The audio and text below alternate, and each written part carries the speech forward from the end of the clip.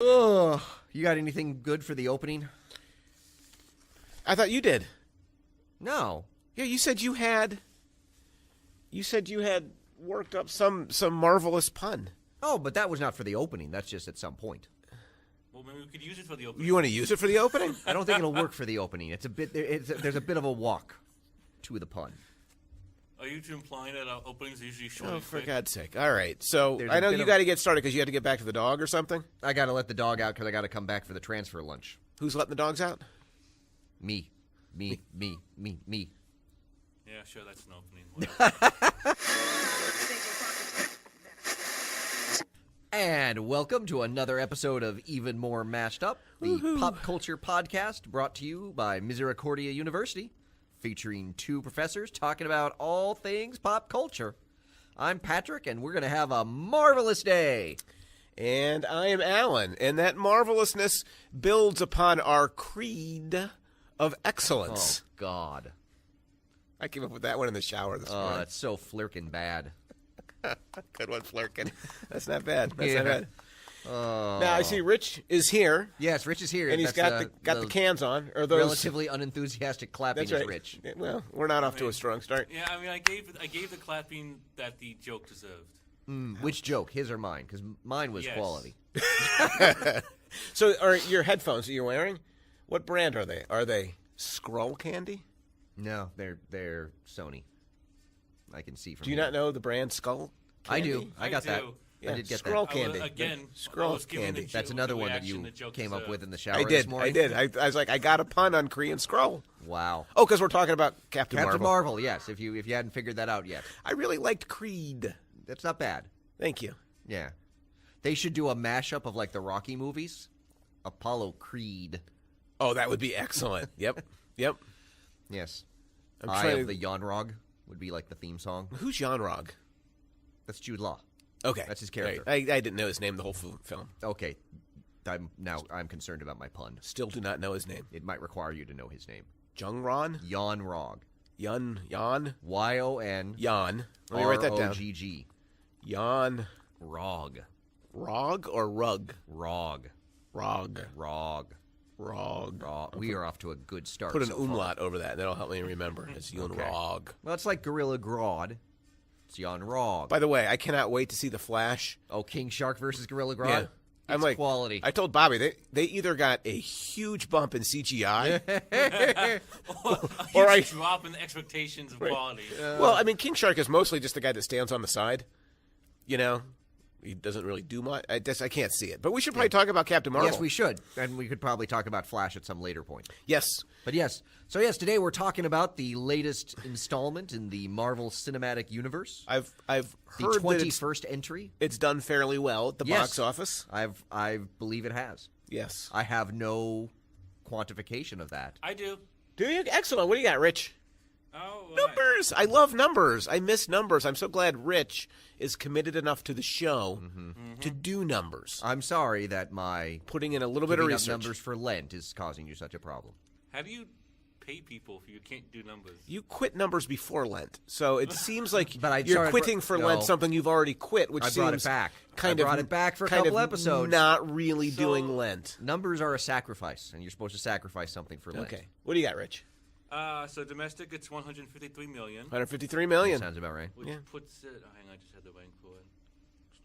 Superhero. I think it's a good sound effect while we. Yeah, this is kill good. Yeah.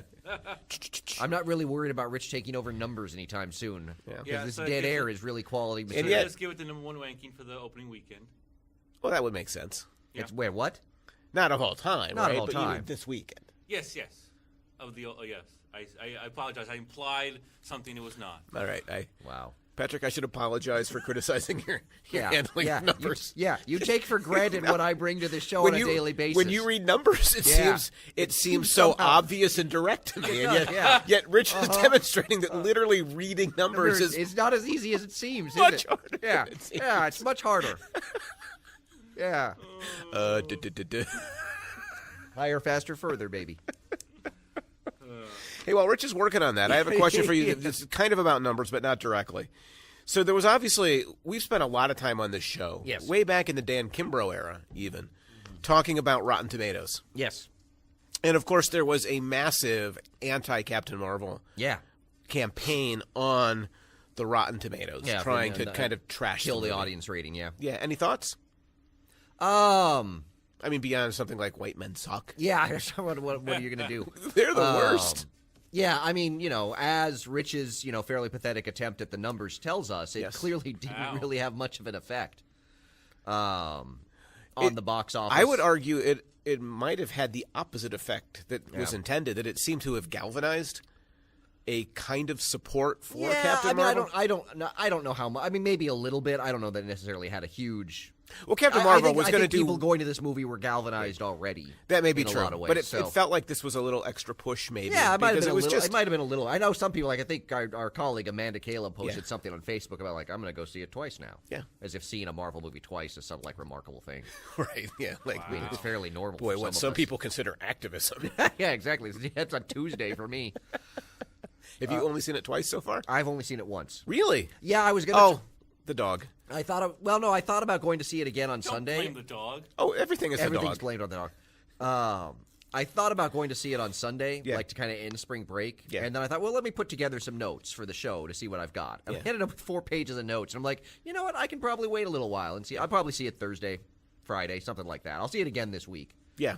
I would love to Well, see because it I also again, think there's for sure. elements of it that are going to work differently seeing it a second time. I think you're right. I think you're 100% Because in right. particular, when you get not that I didn't see it coming, but when you get the revelation that basically Yon-Rogg is gaslighting Captain Marvel Yeah. the whole time, Yeah. it really, I think, changes that opening sequence between them. Right. Yes. Although I will say that sitting next to Vicky in the theater, Yeah.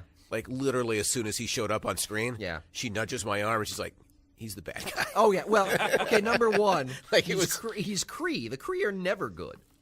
Because there was that moment where when their plan for getting the spy out was the insurgency team's going to go there Yeah. and the accusers are going to bomb the south side of the planet. I'm like, it's a Kree planet. Like, Yeah. why? I'm like, oh yeah, the Kree suck. That's Yeah. why. That's Yes. why they do stuff like that. Yes, but So, even for Vicky, Yeah. who doesn't know a Kree from a Skrull when Yeah. she sits down at the beginning of the movie. yeah. Like Well, as soon as yeah. Jude Law shows up, or excuse me, Yon-Rogg. As soon as he shows up, Yeah. Vicky's like, he's definitely Well, and given the gaslighting of him, Yeah. it reminded me, of course, of Wreck-It Ralph and kind of the way in which that was gaslighting. yeah. So of course it made me in mind that he's Wreck-It Rogg. Was that it? That was it. Yes, That Wreck-It Rogg. I almost feel like we should just scrap the podcast. Like, And like that's if that cut. was like the That was the pun. That was the peak. Like I'm out. that's what you wanted to walk towards. I've got another fun fact. No, you don't. Yes, I do. No, you can Do stop. you know Sorry, where the folks. term gaslighting comes from? It's an old movie, right?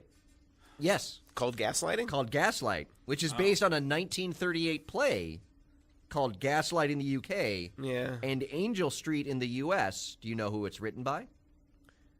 No. Patrick Hamilton. Really? Yeah, the mid 20th century So the- British novelist and playwright. The better known Patrick of the Hamilton. Patrick Hamilton writers. I feel we're about even. Do you? Where are you I going? feel like the other Patrick Hamilton would not feel. Well, he's dead, so He's killed him. So- I didn't kill him. I think he died a while ago. I was not alive at that point. okay. So Convenient. you So said you didn't like Wreck-It Rogg? Come on, Wreck-It Rogg. yeah. No. Okay. I actually think Creed is better. Creed is. I'll give you that. Creed is actually Thank you. better. I did like Wreck-It Rogg though.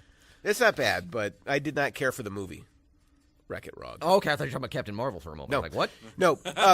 Yeah, I hated it. I was like, Oh, It was the worst. so Dang another example women. of white men suck. That's right. So you said you had the good, the bad, and the Pretty so- much. Yeah, Okay. that's what I've got. So I've got a lot of good. I don't have a lot on the stuff I didn't like, so maybe we should start there. Okay, I've got And a then- few things. and then end on the things that we did. Yeah, I mean, some of the stuff that was quote unquote bad Yeah. is probably a little bit me. I was very upset we didn't actually get to see the Kree Supreme Intelligence and giant tentacle head. That I they- could see why you that would they be did- disappointed yes, in that. they did yeah. kind of a dodge Right. of that of like, oh, But it it only also- appears as what you see. No one sees the real thing. Well, geez, I kind of appreciate that scene more now because it's kind of giving a stiff arm to It is. to comic geeks, Which like makes you. me sad because we're at the point in the between Guardians and Thor Ragnarok and even Infinity War, they've kind of embraced the big cosmic stuff, and so Right. the dodge on not showing us the actual. I want a giant tentacle head Supreme Intelligence at some point. Didn't bother me at all. It bothered me. That was one that I was a little disappointed. So really, this is it. That was one of my issues. So you're the movie reviewer, like the book reviewers I used to have to deal with, who write the review based only on how you would have made the movie, as opposed to what's actually in the movie. Yes. Okay. Yes. In this one instance, in that I would have had the Supreme Intelligence in there. Okay. Fair enough. My only real complaint of the film was its start, I've seen a number of things. It was a which little I uneven felt at the beginning. was a little uneven and a little bit slow. About 10 minutes in, I actually had a thought to myself: is this not going to be yeah. what I hoped I've it seen was a number going of to reviews be? that have said the first half hour of the film is not I would say strong. I wasn't timing it. I felt to me like the first 10 or 15 minutes where it just felt like, Yeah. Look, the Kree Skrull comic book canonical history is really complicated. Is it? They both kind of suck. Well, And okay, they hate but- each other and but- they try to kill each other. But for non-comic book fans, there's a you, of course, are well versed Yeah. in the Kree Skrull Wars and Yes. whatnot. But for people who Are we aren't, talking about the first or the second? all of them, Also, there's the Kree Shi'ar War. right? Well, the Shi'ar, of course, also not always the greatest of people. No, actually, a lot of the Marvel alien races kind of suck. Yeah, which probably is something a book on race and comics should think about. Yeah, that's Yeah. the book on. That's the next book. Probably too late. Yeah, it's probably yeah. So- Texas, we'd like to add an entire discussion. Do a full more We're just chapter. gonna right. we're gonna thread it through all the. No, we're not gonna write new chapters. We're gonna thread it through all the page proofs? proof chapters That'll be already. fun. Yeah, just minor changes. Yeah, So, to me, that was my biggest complaint. Was Yeah. I felt like you're really diving into the deep end, and plus the way they decided to tell the story, which was Yeah. kind of through Carol's fragmented memories of the past. It felt to me like it took a while to get going. it did. Yeah, in But- general, it felt a bit uneven to me. Yeah. Particularly in the shift I noticed was when the Skrulls show up at the Rambeau's house. Yeah. And it all of a sudden took a shift towards comedy in a way that it did not. Right. Before, I literally laughed out loud at points in the second half of the film. Yeah, I was going to talk about that and stuff that I really liked. That I mean, I did, but There was some- there was some- there was a little bit of kind of an unevenness of tone for the whole movie. Yeah. In the beginning, it took a while for it to engage me. And, Yeah. and I'm not hard to engage on superhero movies. Well, and another way that it kind of it put me in mind of Wreck-It Ralph, because that was one where a much longer portion of the film did not really engage us. Right. And so that was what I was like. You mean the oh, whole film? I No, I know we engaged disagreed. me- engaged me towards the end. I jest. But yeah, there was part of it that no, you don't, Jess. But there was part of that I was like, oh God, please don't let this be Wreck-It Ralph. And it wasn't. definitely So I recovered. want to be clear Yeah. about that. But to me, that my biggest complaint was Yeah. it took a while to kind of find itself. Yeah, I would agree. Yeah, to kind of settle in And to kind of find and Carol, get to you know? kind of where it was going. Yeah. Yeah. That was my big complaint. What else you got? Really only minor stuff. I'm not really sure ultimately that the Coulson, Ronan, and Korath cameos added up to much. I really wanted more Coulson. I wanted Like, more if I were Coulson, gonna make and a I would have complaint liked of- more Ronan. About you, like a complaint like you, like what I Yeah. wanted more in the film. Like if Coulson's going to be there, Yeah. it would. I guess I can understand in retrospect why they didn't. Yeah. But it would have been nice to have more. A little Coulson. bit more Coulson. You know, more Ronan. Yeah, I don't need him. Yeah. I did like how it felt connected, though. Yeah. Oh, I did. Yeah, I did Like like that. Well, and again, it's an interesting thing in terms of this film.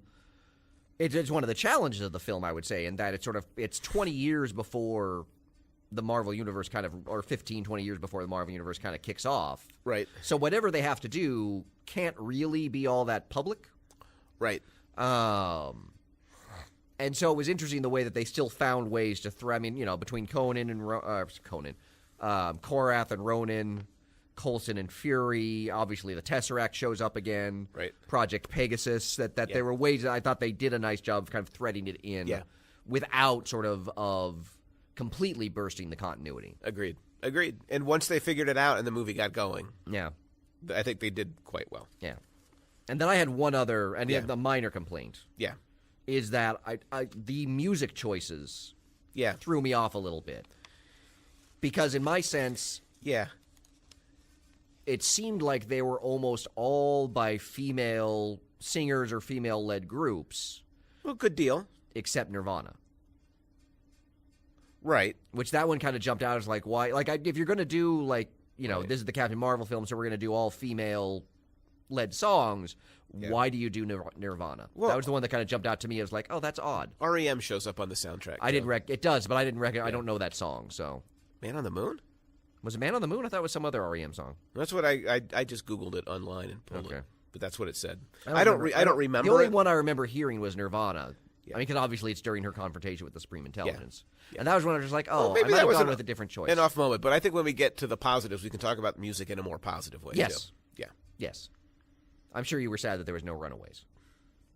Well, the Runaways don't really fit the time period, and Yeah. honestly, if you're gonna, But if she you're was gonna wearing a look heart for shirt. like the '90s version of The Runaways? the Runaways, I've long argued that's Hole. Okay. And yeah, when Hole Hole was does playing show over the up credits, I was over like, the oh, credits. Fallon's going to be happy with that. Yep. Hope was there. She was watching the movie, and afterwards she said, "I just like she remembers Vicky singing that all the time when she Yeah. was a kid." Yeah, So that's it the was only good. whole song It I was know good. is Celebrity Skin. Of course, you should get that album. It is one of the great underrated albums in rock and roll history. yeah. But then it would be putting a hole in my collection. Don't you have a couple already? No. Hall and Oates. No. Good night, folks. Yeah. All right. So, Wreck-It Rog. That saved it. That anything else you hated? No, that's that. Those are my bad. All right, let's talk about what you loved then.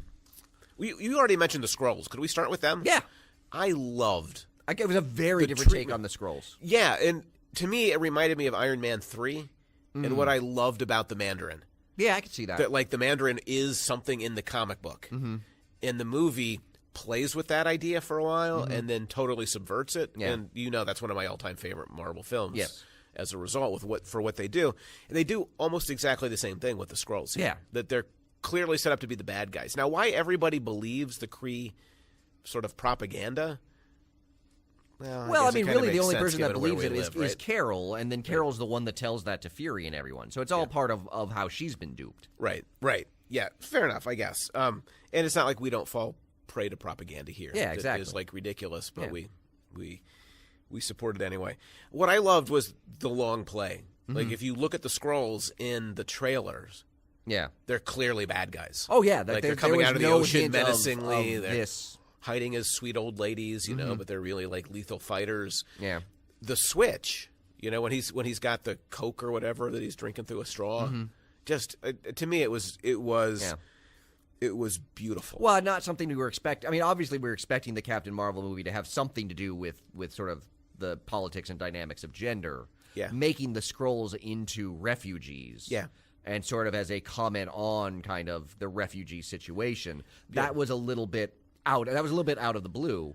Yeah, it was some of the best politics I think Marvel's. Yeah. Now it works. Done. Now I will say it was one of the things one of the other things I liked about it is that it's one of the ways that the film I thought very subtly adapted stuff from the comics because the moment that they revealed the Skrulls were without a home planet, Yeah. it made me recall the Fantastic Four storyline in the 80s where Galactus ate their home planet. Well, I'm pretty sure everybody thought that, right? As soon as that reveal was made in the theater, people were like, "Oh my God, it's the '80s Fantastic Four." So I feel like you're being sarcastic. No, when Galactus gobbled up their home planet of Cromalloc but that was 4. that was a nice. It's not. It was. I can't remember what the planet was. I don't know. Really?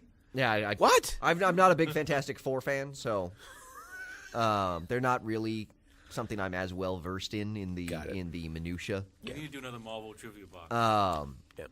But so I did. That was one of the things I liked that they sort of adapted but made their own because they don't mention that like Galactus ate their home world. It's just that they don't have one. But generally, good comic book movies do that, Mm-hmm.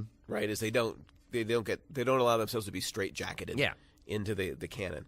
But to go back to the Skrulls, right? They're set up as terrorists. They're totally evil, like through all kinds of Yep. subversive, infiltrative techniques and strategies. They undermine and destroy Right. Well, and they've civilizations, always, right? like the Kree have always been kind of your militaristic, imperialist, fascist sort of group. The Skrulls have always been kind of the insidious, the hidden threat. the internal threat, Yeah. right? And so to then turn them into something very different, like you said, they're not terrorists; they're refugees on the Right. run from a genocidal threat in the form of the Kree. that their kids and their family members are literally in cages, right? Yeah. Up on the orbiting laboratory or whatever that is. Marvell's? Yeah. Oh, I didn't think they were caged there. I thought she was hiding them there. But they're kind of caged. I mean, Like, they're obviously like, in. They're like obviously if you think about it, they're in seclusion. right, and in a very dark, Yeah. enclosed space that doesn't give them any kind of freedom. Oh yeah, I mean they're know? they're clearly very limited. I mean they have to stay there to stay alive. So they're basically Right. in a cave. Yeah, right. So it's not that far from kids in cages. Yeah. In a way, that they are literally caged up. Yeah. Allegedly, kind of like in a way for their safety, but in Yeah. a way like as a result of the policy. And in that way, I loved what the film was saying about politics today in the United States, especially when the one Cree describes Earth as a shithole. Yes. Oh, I did. When he said Am that, I I allowed was to like, say that, Rich? "You're quoting the film. It's okay." Okay, it's the one I'm quoting. Yeah, it is a quote from the film. Sure. If the film can say it, I'm pretty sure we can say it. Right. And so again, like the reference to Trump seemed Yeah, the shithole reference. Very I was like, direct, like- oh, that feels like a little on the right. nose. But what it does is that it turns us into the evil that we are always pawning off on other people. Yeah. Is what the film does. Yeah. And in a way, might get us to think about where we are today. Well, I mean, It probably won't, but it might. I mean, you can see the Cree as a very sort of imperialist, very nationalist sort of entity, Right. Which obviously plays on to kind of the issues we're having with kind of a renewed nationalism. Wow. So if you call the Cree typically the fascist, militaristic alien faction, Fascists. did I say fascist? You said faction. I said fascist, militaristic alien faction. Did you say fascist? I think so. I didn't think you said I fascist. did. Oh, okay, I missed it. That's okay. You weren't listening. There's a lot going on in the room There is. It's pretty wild. to be distracted by. Yeah, it's a lot. You can't hear it, but there's a party going on. Very around active. There's us. that rattling noise in the air conditioning that's throwing me off. Yeah. Fair enough. Fair enough. Any slight noise or motion. Yeah, Yeah. but to me, I really liked that. But the idea that the Cree are us is a really, really kind of awful realization that you Oh, yeah. that you come to over the course of the film. Yeah, yeah. So anyway, I loved the Skrulls, and I loved how human they were Yeah. and how funny they were. You're right. Like I laughed out loud. Oh, the science guy bit. We're like, well, it's just basic physics. Yeah. Like that was one of the moments where I just laughed out loud. I was like, I don't know. I mean, it's such an obviously like moment played for humor, but I'm like, yeah, that was. I'm like, I'm laughing. Yeah. Yep. That was well done. Yeah. Do you want to take the next topic? Sure. Or raise the next topic? Gosh, what? You know what? I'm going to go with the next thing that again. 'Cause I feel like we need to get the stuff that appealed to me in my particular way. Of course. out as, of the way. As a white guy, you need to talk about how the movie served you first. Yes. Yes. So I want to. So the other thing that I Clearly. really, one of the other things that I really liked, Yeah. was the inclusion of the Rambos. Oh, me too. That's actually next on my list. Yeah, like that was particularly given the fact that beyond the fact that Monica Rambeau was the first female Captain Marvel in the comics, Right. besides the name, she shares no connection to Carol Danvers. There's no reason beyond the fact that she also called herself Captain Marvel to include her. Yeah.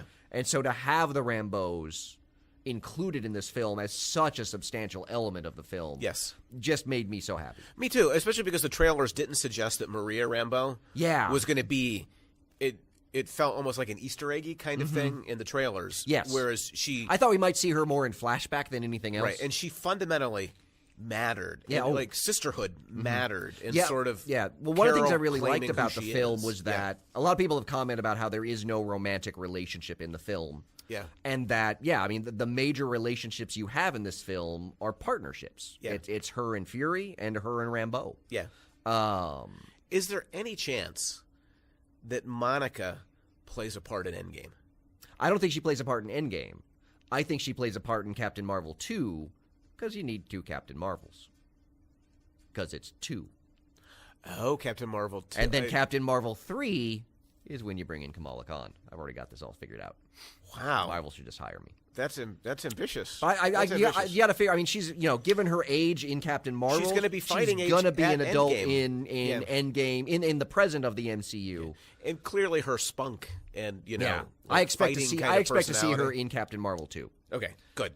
Because I think she definitely needs to. Yeah, and that will because I mean, when I it wasn't yet that I really got regularly into comics, but when I started like buying comics off the newsstand on a semi-regular basis, I think the first issue I bought was, I think, the second issue of Captain Marvel Rambeau in the Avengers. Yeah.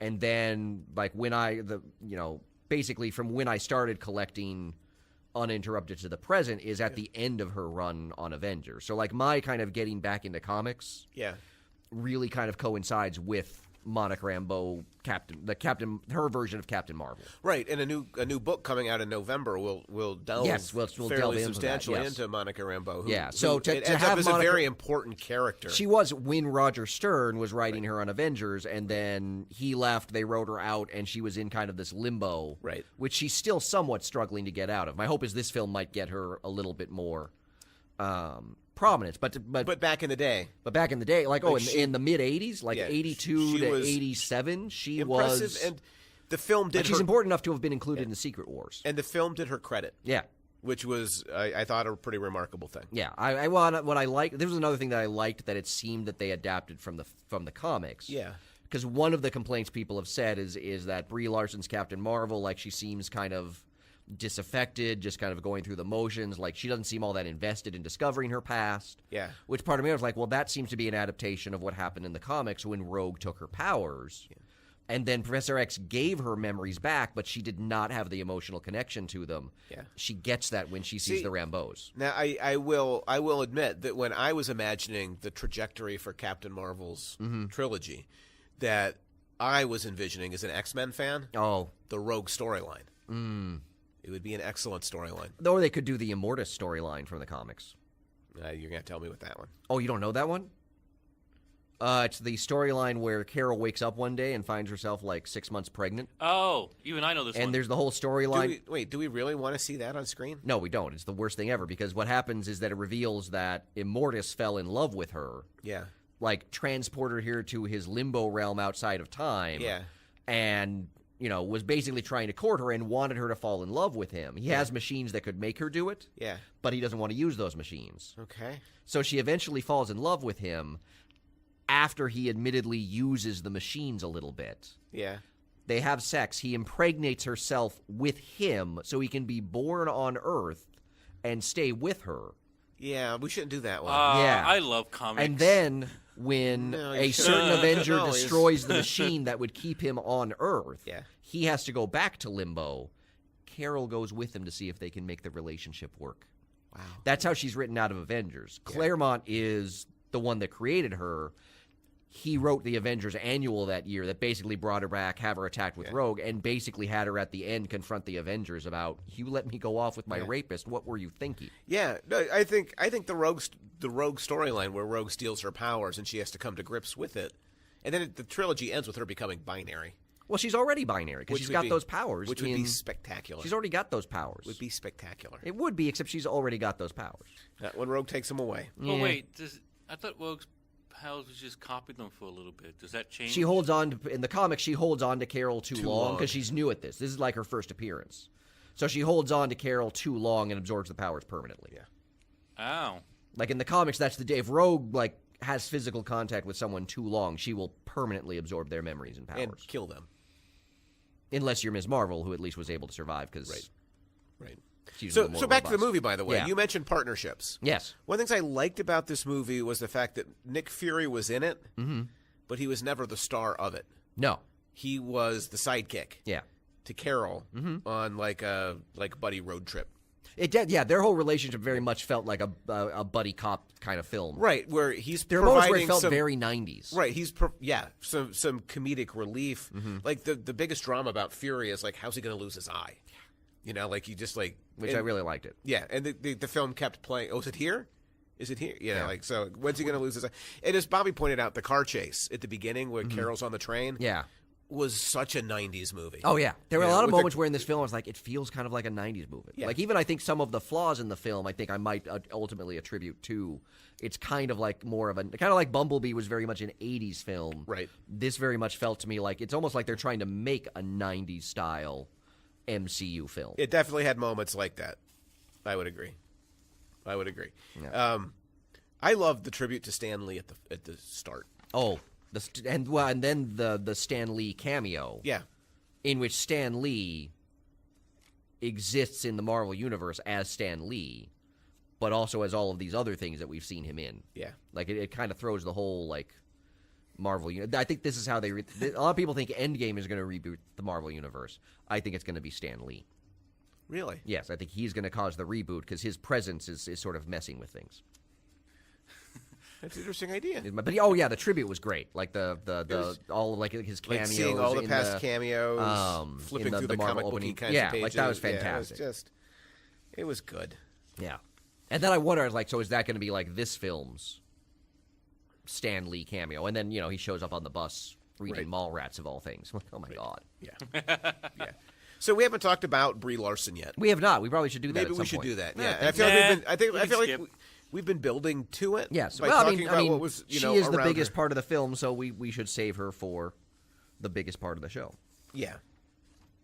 I mean, I have a few other things to talk about, but not a ton. Yeah.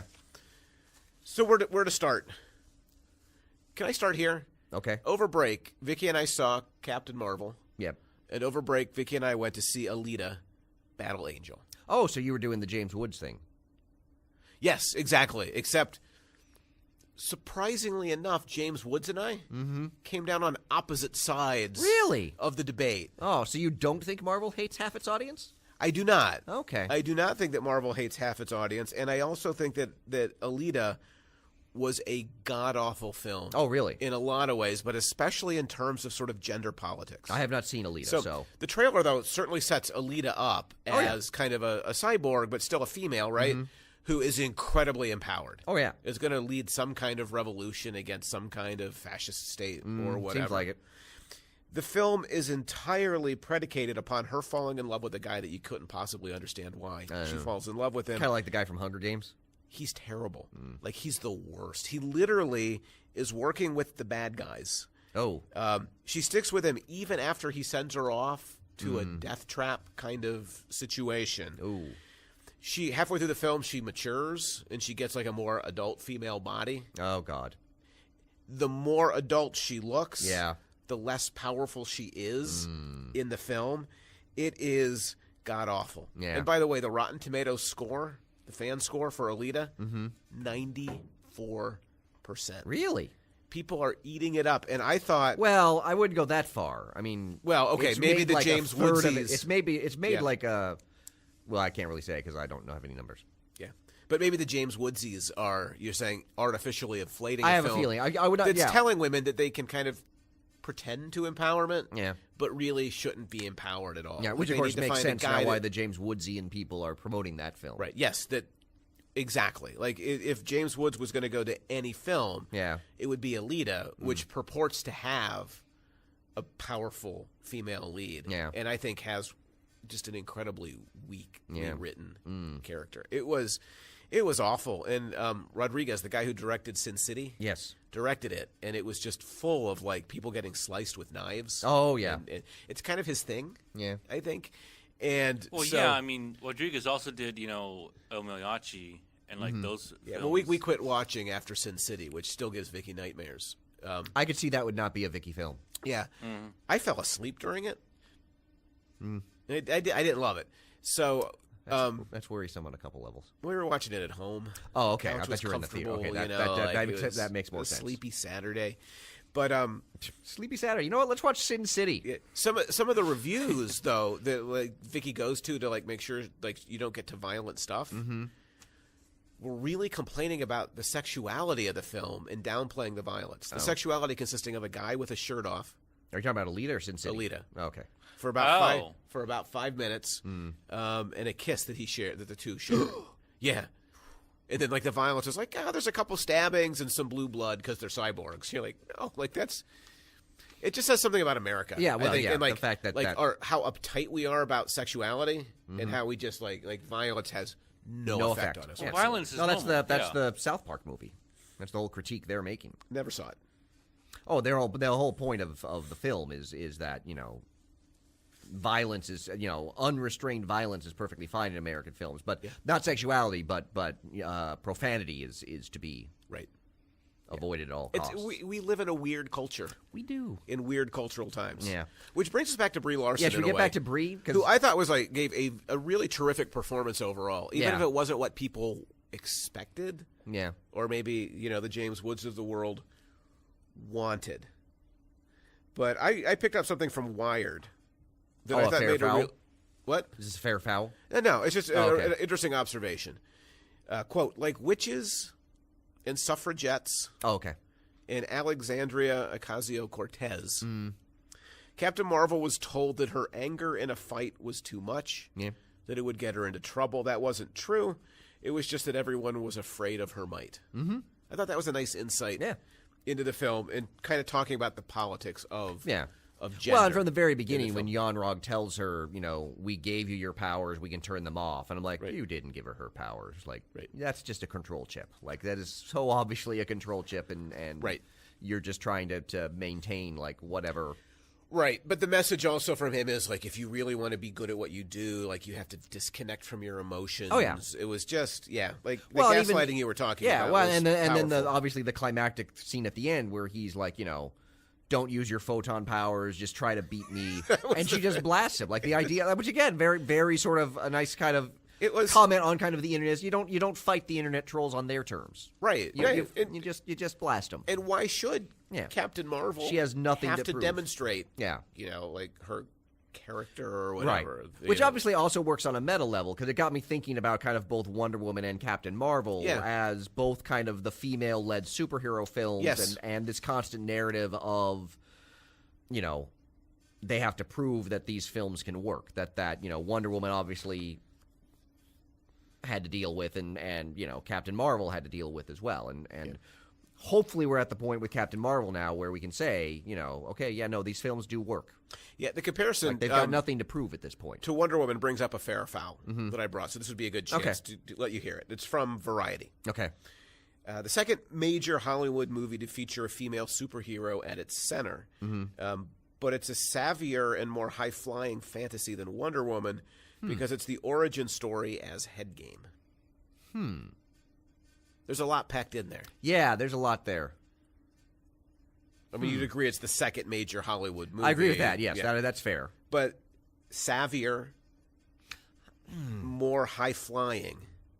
I don't know. There were moments where... There's moments where I would, particularly in terms of thinking of, and maybe this is somewhat because Wonder Woman had much more to prove. Well, Wonder Woman came the first, DC, which I think makes it very hard to compare. And it was in the DC universe that had to prove it could actually do. Which is like two movie. massive strikes against it before it even started. But like there's like one of the things, like I really liked the moment in Captain Marvel where you have sort of the like her standing up or her getting back up kind of over time. Right. I liked that moment. I don't know that it resonated as much as I would have wanted it to, because I don't know that they did enough to build in the earlier scenes, like the resilience, or even just the sexism that she was facing, or the it's there, but it's not there. I didn't feel that way. I felt like there was enough there. See, I felt like when you see more. her interacting with her father, when you see her interacting with the male drill sergeant or whatever.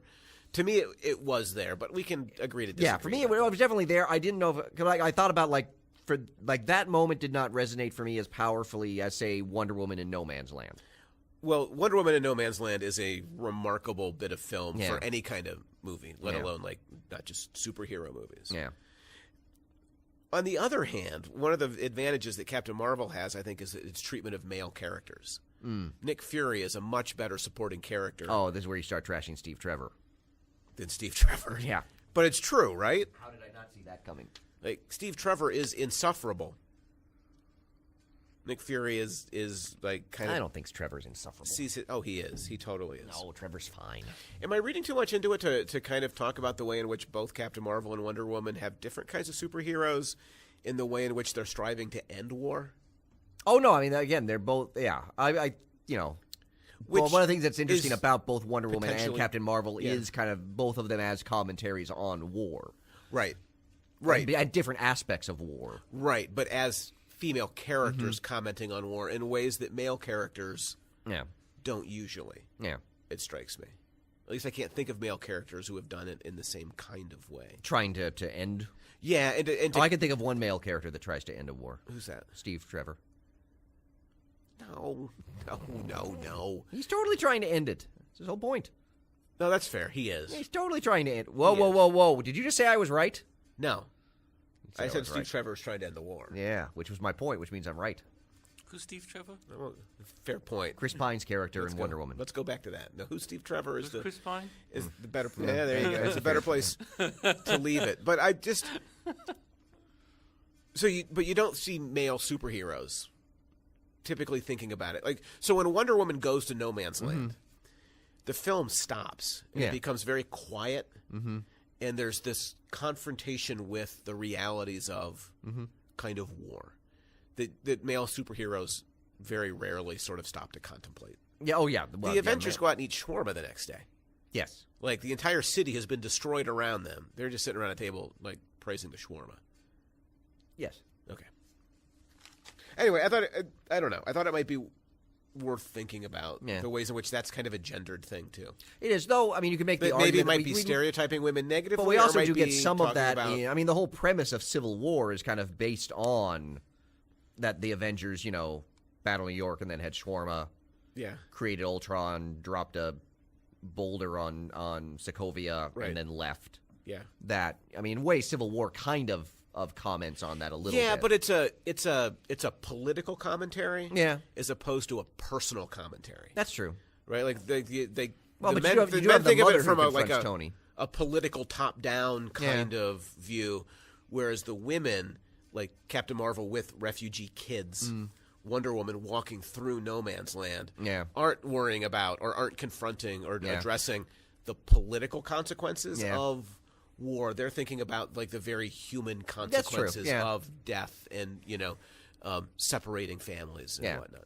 Well, particularly Carol sort of, I mean, largely her inspiration to go and end the war is what she discovers about the Skrulls and their refugee status and that they were never after the engine at all. They were trying to get back to the families. And that's kind of when she sort of sees the horror of the war that she's been part of well, I guess this is her first mission, but even in that, she's been part of perpetrating it. She's complicit in the system that has perpetrated this kind of violence. I will give Captain Marvel the nod is that there aren't as many. I can't think of any moments where I sort of cringed. Whereas in Wonder Woman, there's obviously the smoke signals, right? When she sees the baby. Right. There were a few moments where I was like, Captain Marvel. I can't really recall any of those in Captain Marvel. I completely agree. I had the same conversation with my family afterwards. Yeah, like that the missteps that seemed to me obvious in Wonder Woman seemed not there. Don't seem there. Yeah. In this film. Yeah. So to me, it's really interesting the way in which the film's politics. I mean, there's the politics inside the film and there's the politics outside the film because there's been incredible controversy about Brie Larson. Yes. From almost the moment she was cast. Yeah. Like, is she too young to play Captain Marvel? Her refusing to clap when Casey Affleck was on stage at the I forgot. Oscars. Yeah, I forgot that she was the one that did that. Well, and then she's made some comments in interviews about wanting to make sure that the people interviewing her are diverse, more diverse. That she's made comments about. I think when she was talking about, she talked about Wrinkle in Time. She's been very big on She doesn't want to Time. hear what a white male reviewer thinks of the film. She wants to hear what like a black woman, a black teenager, like wants to know her what point they being think the of film was made for people who aren't different white audience, men. And if you go back and look at her comment, she's not saying like white men shouldn't review films. No, but that is how it was spun. Right, but she's saying in this context, like I'm not particularly interested, right. Which I think is a fair comment. Oh no, her comment is. I mean, when you read the whole comment, make. it's a fundamentally benign comment. Yeah, but she's also been part of the 4% Challenge, trying to get more movies made and directed by women. And of course, she was told to smile more. We talked about this on the podcast when we did the trailer. I think way back when, like this idea, on all the great memes that came afterwards of like taking Thor, but turning like his frown into a smile in the like trailers or in the advertising copy that was created. So it is fascinating to me and incredibly depressing that Brie Larson is such a flashpoint for such a contentious, angry discourse that can suggest only one thing, really, right? Which is? A kind of male discomfort with women being empowered or considered, I don't know, God forbid, equal? Yeah. Or capable or competent? Like, am I missing something? Because it just seems... No, it went through my body. It seems... Yeah, well, because I mean, the latest thing you've seen is the complaints about that there's an article, I think Amanda or someone posted on Facebook or something about how the new complaint about Brie Larson is that she's not sexy enough compared to the comic book version. Right. Yes, and I've seen that floating around. I have a long list of things that people have complained about. And, Gal Gadot did not, I don't think... I'm trying to remember. No, she definitely. When she was first cast, there were issues about that she's not her physicality, maybe. Yes, she's physically not as. But I don't think Gadot had the same kind of sustained criticism. No, well, because part of it is that Gadot had, to her benefit, she had been the one good thing in Batman versus Superman before her movie, which bought her some credit. And a lot of people were like, "Oh no, she." So I mean, so part of it is that I think Batman versus Superman kind of helped in that, like it got people excited for what Wonder Woman could be, just because people were like, "Oh my God, like she actually is." Remind Wonder me, Woman. because after Wonder Woman, Gadot has certainly been quite political. Oh yeah, in terms of speaking up for gender equity. Yeah, in the industry. Yeah, well, she refused to do she leveraged her position as Wonder Woman to get Ratner's studio off of the sequel. Right. So like was she as outspoken as Brie Larson before the film debuted? I'm trying to understand. I don't know what feels like a qualitative difference in the response to Gadot, and maybe she just kind of flew under the radar because men were like, "Well, female-led films will never work." Yeah, I honestly don't know. But what it is, it's just like I don't know how much of their. I think if there was anything, it was probably all in the context of her playing Wonder Woman. Yeah, and the significance of a Wonder Woman on screen and the Wonder Woman. I don't remember her. Necessarily being most of her political stuff I see kind of as she very savvily leveraged her position as Wonder Woman, and the notoriety it gave her. And Brie Larson maybe she was a little bit more outspoken beforehand, but it's just depressing. It's just depressing as hell for me that James Woods, feels comfortable sharing those ideas, let alone having them. Oh well, I mean we're at a point where people feel comfortable sharing all kinds of ideas that not that terribly long ago, we'd be like, yeah, no, that's not the kind of thing you actually would admit to. Right. Yeah. Yes. And now, and now it's totally fine. Yeah. It's a crazy world that we're sort of living in. Yeah, but not crazy in a good way. No, not good crazy. Is there a good crazy? Like Crazy, Crazy, Crazy Nights? Is that a Kiss song? It always seemed like fun, Yeah, because I'm going to know a deep cut on a Kiss album. It's a fair point. Like, I don't even know why you're asking me that. Okay. Isn't that a Kiss song? Yes. I believe Hall & Oates covered it at some point. That's how oh, my God. If Hall & Oates, I make this pledge to you right now. Mm-hmm. If Hall & Oates do a Kiss cover album, I will buy it. Can it be Lick It Up? That would be one of them. There'd be a whole range, like Heaven's on Fire, Detroit. Can you imagine Hall & Oates doing Detroit Rock City? I'm not familiar with that album. Song. So I think part of it too, that's and why maybe I this know is. the album. I mean, this is maybe part of the issue too, is that maybe it's also due to the fact that Wonder Woman has such a much greater iconic status than Captain Marvel. But to me, okay, so maybe to the mainstream public that helps, but in a way.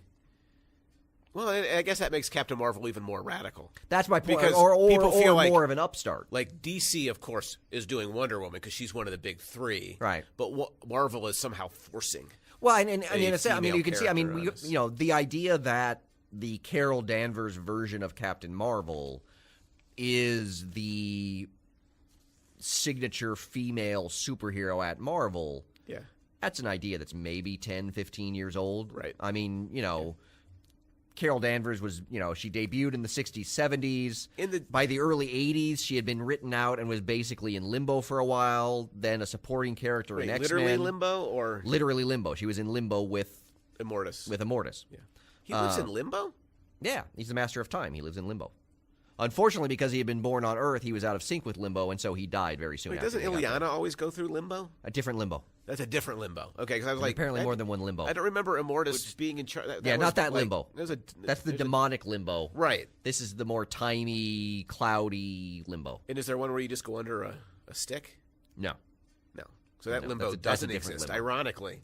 Yeah.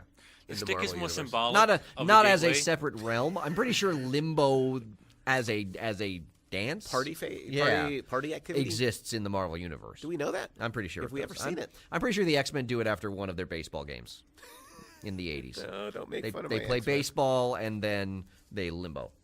One of my favorite parts of the film, real quickly, was when the biker tries to pick up Carol. Doesn't he tell her she should smile more? She should smile more. Yeah. It was just the film, like flipping a bird to, Yeah. to Yeah, there's some nice I moments guess where flipping a bird to half the American audience. Yeah, apparently, in yes, James 'cause- Woods' yeah. understanding of it. Yeah. Ugh. Yeah, he's the. But yeah, I mean I think part of it is I think Who's there's a James way Wood? in which that I think He was an actor, wasn't he, James Woods? yes, emphasis on the was. Okay. But Twitter makes anybody Yeah. like able to sustain. But I think career, but I think yes. part of it too is I think because the idea of Carol Danvers as Captain Marvel as kind of basically the equivalent of Wonder Woman at Marvel is a much more recent idea. Right. And so I could see where it feels a little forced. the casual fan yeah. recognizes Wonder Woman. Oh, in yeah. a way that they don't We recognize have Captain Marvel. decades and decades of Wonder Woman as a recognizable, iconic, that is DC's iconic female Right. superhero. Yes. We have a decade of Right. that for Captain Marvel. So I could see ways that there's a way in which that I could see a perception of Captain Marvel as a bit of an upstart. Yeah. How great would Storm be in the Marvel universe? God. Ah, Yeah. What they could do with that character. They could, yeah. I mean, that's the problem with them. I mean, that's part of why the MCU has struggled a bit is that all of Marvel's best female characters are X-Men. Yeah. Storm, Jean Grey, Rogue, Psylocke. Mystique. Marrow, Mystique. Mystique. Like it's Well, all. Mystique actually. Yeah. Yeah. Marrow. I was like, how are you letting Marrow slide She by? was the Stacey worst. X. Stacey X. Oh, that's from that terrible run. I don't even remember that. All I know is from like the- she was the prostitute whose mutant powers was to make people fall in love with her or Yeah, something. pheromone- Yeah, pheromone like power or that was whatever. it's a high point of feminism right there. Yeah, that was not a good X-Men era. I was done. I had stopped X-Men at that point, Yeah. so I stopped somewhere in the Libdell run. It was a good place to stop. But yeah, I mean that's part of the problem is that I mean Black Widow had a nice ascendancy thanks to the MCU and is on par, but Yeah. prior to the MCU, like all of Marvel's best female characters were X-Men, Yeah. and so they couldn't use them. Well, but now they can. So who knows? Let's hope. Who knows? But yeah, so Yep. So anything else you want to? We're running a little short on time, probably. that's fine. So to get That's to what the. happens when you cut out numbers in Fair and Foul. Oh well, I know I've got Fair and Foul. Like I've got a whole page of Fair and Foul. I don't think we're I gonna do. get I to. do have something that you're going to I like. meant the I think. other half of the show. I do have something that I think you will like. Okay, we've already done the soundtrack. I'll cut that off. Go. So, the film does, I think, introduce some further continuity glitches into the MCU, Oh, boy. largely because of the use of the Tesseract. Because what I'm about to give you Yeah. is one of my 2 criticisms of the original Avengers movie. Wow. Because in the original, I didn't know you had any. I know this is why this criticisms is my of the- gift to you. That I have 2. Wow. So this is the first of them. Is that in Christmas the Avengers film when they're having like the big argument about the Tesseract? Yeah. Thor says that it was Shield's work with the Tesseract that drew the Chitauri to them, letting them know that Earth was ready for a higher form of war. Okay.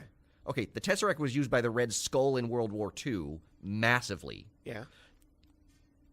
Captain Marvel is using it in the 90s to create a light speed engine that apparently everybody kind of knows about. Right.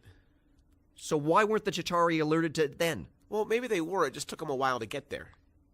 I have a better explanation. Yes. Which is that Thor's just wrong because he doesn't know that Chitauri are being controlled by Thanos. He thinks it's just that.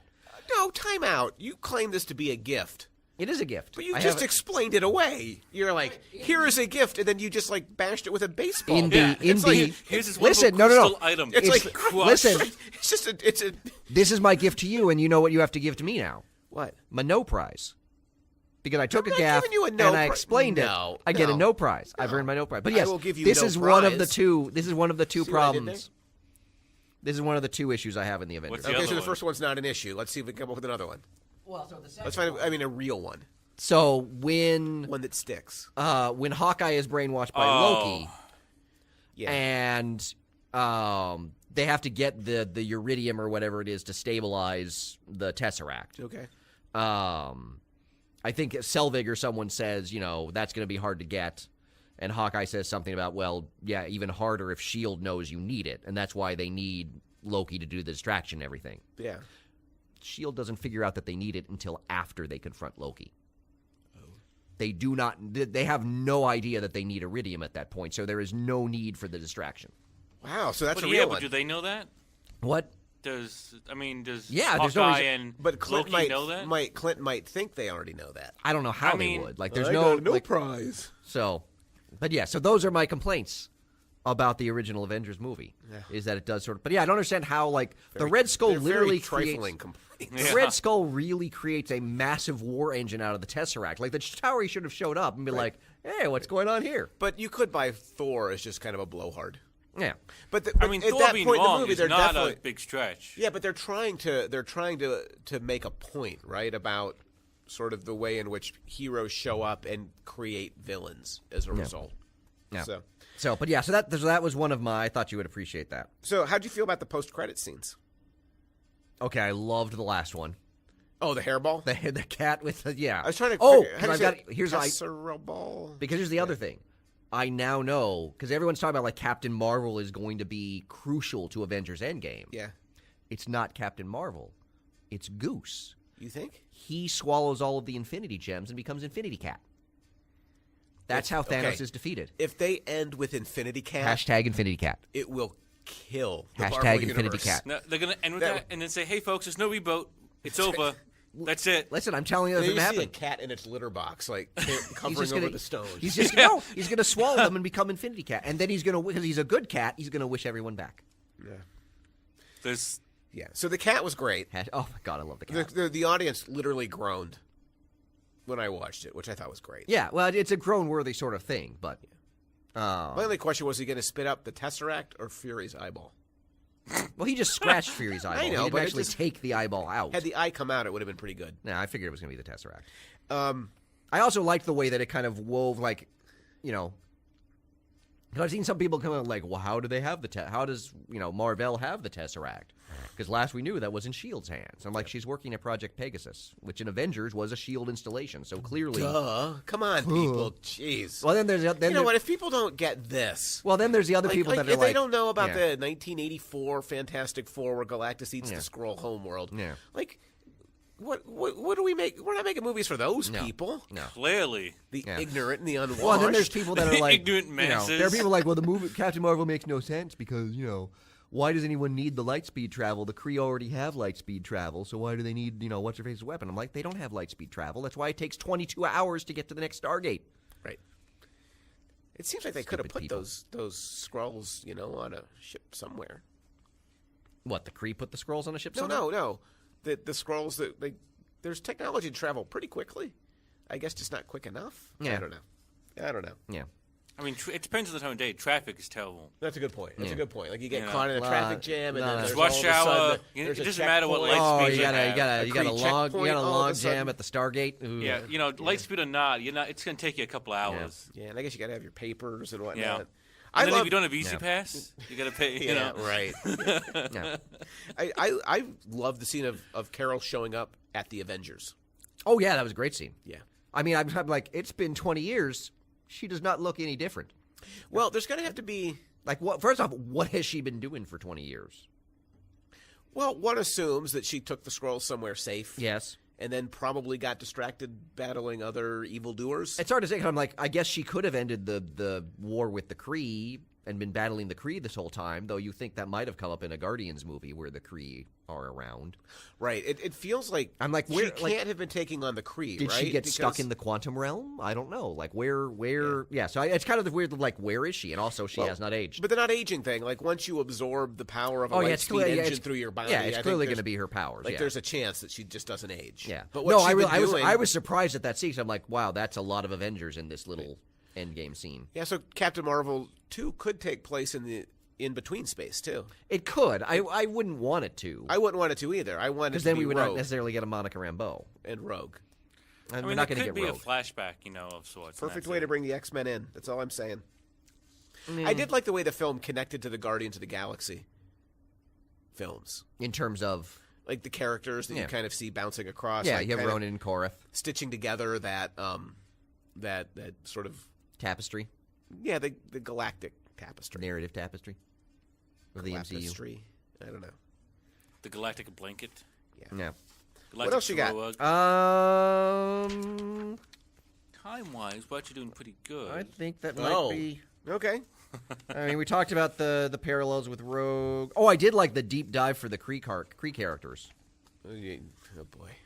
Well, just because like they literally did I call miss? them Star Force, that's the team formed during the Operation Galactic Storm storyline in Avengers, and it's literally all of the same characters. It's Atlas, it's Minerva, it's Korath the Pursuer. You asked. It's Yeah, Ronan. I know. I'm Um, sorry. So I did kind of like that. I thought I enjoyed that. Yeah.